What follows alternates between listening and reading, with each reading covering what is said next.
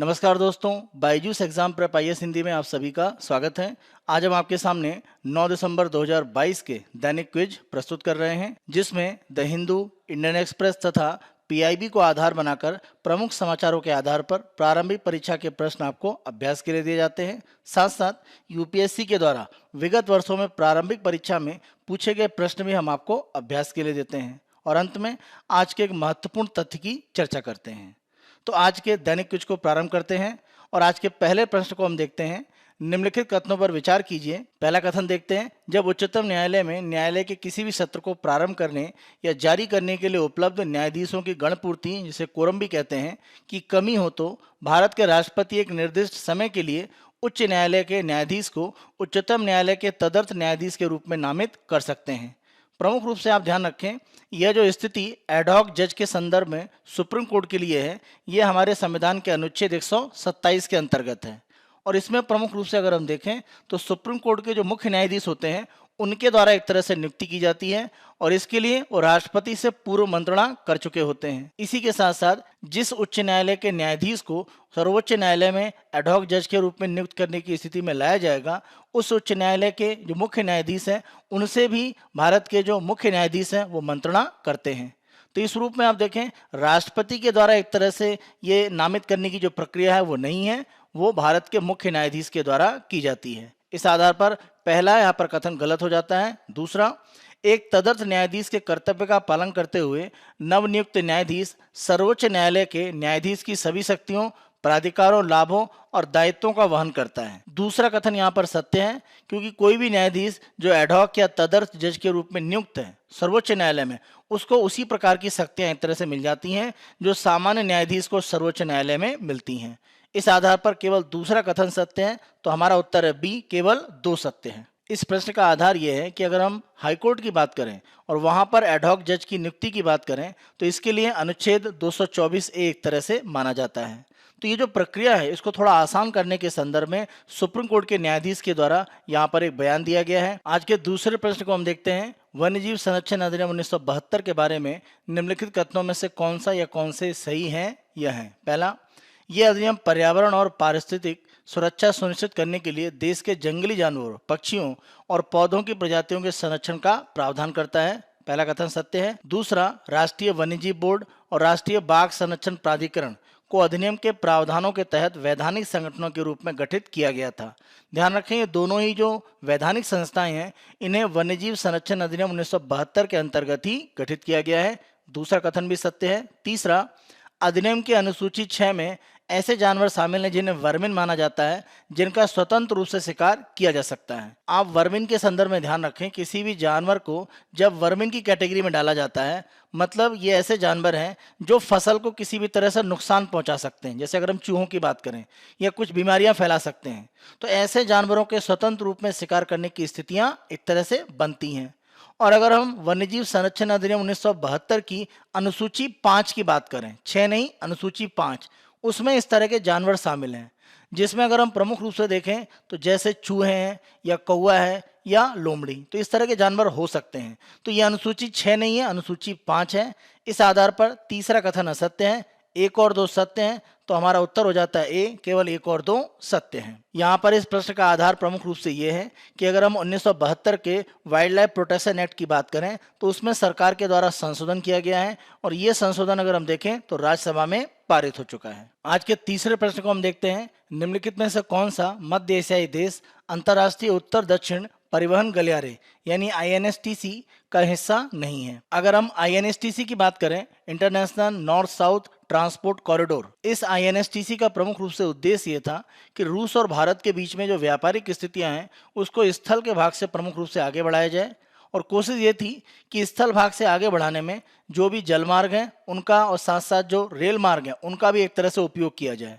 तो उत्तर से दक्षिण के बीच में ये जो एक गलियारा है ट्रांसपोर्ट का, इसे बनाने का प्रयास था।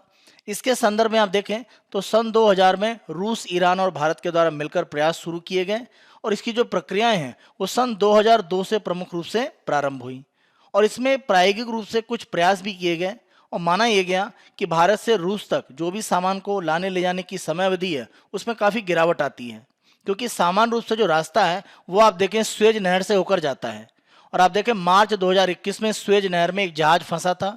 उसके बाद लंबे समय तक यहाँ पर जो ट्रांसपोर्ट है वो रुका हुआ था। तो ये जो एक तरह से गलियारा है, अगर हम उत्तर दक्षिण की बात करें तो ये अंतर्राष्ट्रीय व्यापार के लिए काफी महत्वपूर्ण है। तो यहाँ पर आप देखें 3 देश प्रारंभ में ही थे, भारत, रूस और ईरान। आगे चलकर इसमें 10 देशों ने और अपने आप को शामिल किया, जिसमें अगर हम देखें तो Azerbaijan, Armenia, Kazakhstan, Kyrgyzstan, Tajikistan, तुर्की, यूक्रेन, सीरिया, बेलारूस और ओमान शामिल हैं। बल्गारिया की अगर हम बात करें तो वो इसमें ऑब्जर्वर के रूप में शामिल हैं।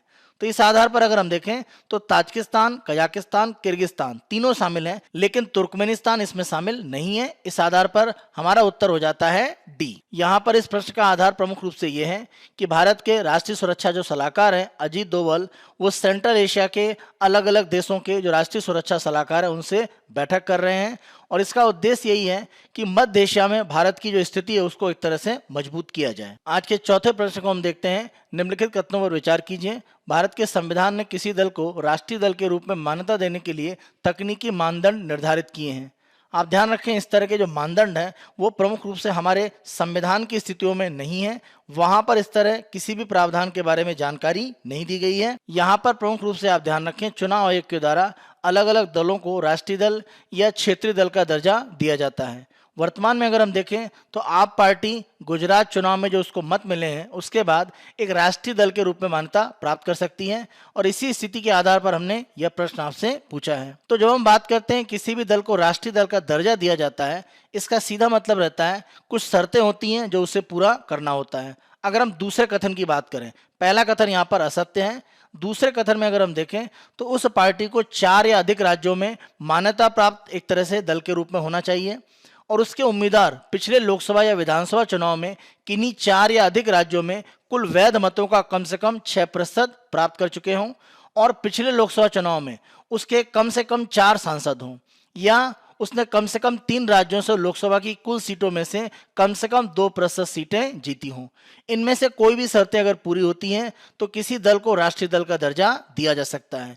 इस आधार पर केवल दूसरा कथन सत्य है। हमारा उत्तर है बी। यहाँ पर इस प्रश्न का आधार प्रमुख रूप से आप पार्टी को गुजरात में जो 13% मत मिले हैं उसके बाद एक राष्ट्रीय दल का दर्जा बनने की जो स्थिति है उसके आधार पर हमने राष्ट्रीय दल के लिए जो स्थितियां हैं उनको आधार बनाकर प्रश्न पूछा है। किसी भी पार्टी को जब नेशनल पार्टी का दर्जा मिलता है तो दिल्ली में उसे अपना ऑफिस या कार्यालय बनाने के लिए एक जमीन मिलती है, साथ साथ उसे 40 स्टार कैंपेनर रखने का एक तरह से अधिकार होता है। इसके विपरीत अगर हम राज्य पार्टियों की बात करें तो उनको केवल 20 स्टार कैंपेनर रखने होते हैं। अगर हम स्टार कैंपेनर की बात करें तो स्टार कैंपेनर का जो भी खर्च होता है चुनाव प्रचार में उसको किसी भी उम्मीदवार के चुनाव खर्च में शामिल नहीं किया जाता है। साथ साथ जो भी एक तरह से मीडिया का प्रमुख रूप से राष्ट्रीय भाग है वहां पर समय मिलता है, आप अपनी बात चुनाव प्रचार में कह सकते हैं। तो ये अलग अलग अधिकार हैं जो राष्ट्रीय पार्टी के रूप में किसी भी दल को सामान्य तौर पर प्राप्त होते हैं। दैनिक क्विज के दूसरे भाग में हम यूपीएससी के द्वारा विगत वर्षों में पूछे गए प्रारंभिक परीक्षा के प्रश्न देते हैं। आज हम इसी वर्ष यानी 2022 की प्रारंभिक परीक्षा में पूछा गया प्रश्न आपको दे रहे हैं। यहाँ पर अलग अलग जो देश दिए गए हैं और उनके साथ जो घटनाएं समाचार में रही हैं हाल फिलहाल में, उनका मिलान हमें करना है। पहला अगर हम देखें चार्ट, चीन द्वारा स्थायी सैन्य बेस की स्थापना, तो ध्यान रखें ये चार्ट में नहीं है, ये इक्वेटोरियल गिनी में है, और उसके पहले जिबूती में भी अफ्रीका महाद्वीप में चीन का एक सैन्य बेस हो चुका है, तो चार्ट नहीं है। दूसरा गिनी, सेना द्वारा संविधान और सरकार का निलंबन, तो ये गिनी में हो चुका है। लेबनान, गंभीर और लंबे समय की आर्थिक मंदी, यह लेबनान में बनी हुई है, और लेबनान अपने ऋण वापस करने में डिफॉल्ट भी कर चुका है, तो ये स्थिति लेबनान में रही है। ट्यूनीशिया, वहां पर राष्ट्रपति द्वारा संसद का निलंबन किया गया है, ये स्थिति भी थी। अगर हम पहले मिलान को छोड़ दें तो 3 हमारे मिलान सही हैं, यानी यहाँ पर केवल 3 युग्म सही हैं। इस आधार पर हमारा उत्तर हो जाता है सी। दैनिक क्विज के तीसरे भाग में हम आज के प्रमुख तथ्य की चर्चा करते हैं, और आज का हमारा तथ्य है चुनाव सुरक्षा जमा। यानी चुनाव लड़ने की प्रक्रिया में जो भी सिक्योरिटी डिपॉजिट के रूप में आप धन जमा करते हैं उसकी स्थिति के बारे में अलग अलग हम बातों को चर्चा करेंगे। सामान्य तौर पर जब चुनाव के नतीजे आते हैं तो आपने ये एक तथ्य जरूर सुना होगा कि किसी उम्मीदवार की जमानत जब्त हो गई। इसका मतलब ये है कि जो उसने जमानत के रूप में चुनाव सुरक्षा जमा पैसा दिया था वो एक तरह से वापस नहीं किया गया। तो यहाँ पर हम इसी चुनाव सुरक्षा जमा के संदर्भ में चर्चा करेंगे। तो अगर हम चुनाव सुरक्षा जमा की बात करें तो यह वह राशि है जो किसी भी उम्मीदवार द्वारा अपने नामांकन दाखिल करने के समय रिटर्निंग ऑफिसर के पास जमा की जाती है। यह धनराशि नगद रूप में जमा की जा सकती है या इसकी रसीद नामांकन के साथ जमा की जाती है, जहां पर धन आपने आरबीआई में जमा किया हो या सरकारी खजाने में आपने वह धन जमा किया हो, और उसकी जो रसीद होती है वो आप अपने नामांकन पत्र में संलग्न कर सकते हैं। चुनाव सुरक्षा जमा करने के लिए नियम इसलिए बनाया गया है कि वास्तविक रूप में जो चुनाव में उम्मीदवार लड़ना चाहते हैं वो एक तरह से अपनी भागीदारी करें, अन्यथा कोई भी व्यक्ति चुनाव की प्रक्रिया में शामिल हो सकता है। इसीलिए चुनाव सुरक्षा का ये जो जमा है उसको बनाया गया है। यहाँ पर आप ध्यान रखें, चुनाव में सुरक्षा जमा की जो स्थिति है 1951 के जन प्रतिनिधित्व अधिनियम के अनुसार की जाती है, और अलग अलग चुनाव में आप देखें ये जो राशि होती है वो अलग अलग होती है। जैसे अगर हम संसदीय निर्वाचन की बात करें, चाहे लोकसभा हो या राज्यसभा, तो सामान्य तौर पर यह देखा जाता है कि अगर हम किसी उम्मीदवार की बात करें, लोकसभा और राज्यसभा की सीट के चुनाव के लिए 25,000 रुपए की जमा राशि है, लेकिन अगर अनुसूचित जाति या अनुसूचित जनजाति का उम्मीदवार है तो यह जमा राशि 12,500 रुपए है। इसके विपरीत अगर हम विधानसभा या विधान परिषद के चुनाव की बात करें, यहाँ पर सामान्य रूप में 10,000 रुपए की जमा राशि है, और अनुसूचित जाति और अनुसूचित जनजाति के जो उम्मीदवार हैं उनके लिए 5,000 रुपए की धनराशि। अगर हम राष्ट्रपति और उपराष्ट्रपति के चुनाव की बात करें तो यहाँ पर 15,000 रुपए जमा एक राशि रखी गई है, जो सुरक्षा राशि के रूप में आपको जमा करनी होती है जो भी व्यक्ति राष्ट्रपति और उपराष्ट्रपति का चुनाव लड़ता है। चुनाव में जो सुरक्षा राशि जमा की जाती है, इसको जब्त करने की प्रक्रिया कब होती है?